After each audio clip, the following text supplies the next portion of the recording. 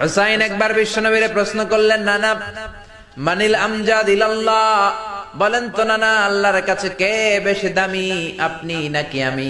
বিশ্বনবী বললেন, হুসাইন আনাল আমজাদ, আমি বেশি দামি। হুসাইন বলল, নানা জি আমি মানি না, আনা লা ওয়াফিক, আমি মানি না নানা। কেমন করে আপনি আমার চাইতে বেশি দামি হন? আপনার চাইতে আমি বেশি দামি। বিশ্বনবী বললেন, হুসাইন আমি হলাম নবীদের নবী, আখির নবী বিশ্ব নবী, আর তুমি হলা আমার উম্মত, তোমার চাইতে আমি বেশি দামি। হুসাইন বলে, নানা জি আপনি ভুল বললেন, আপনার চাইতে আমি হুসাইন বেশি দামি। সুবহানাল্লাহ কইবেন না? বিশ্বনবী বললেন, কাইফা যালিক, কেমন করে এটা?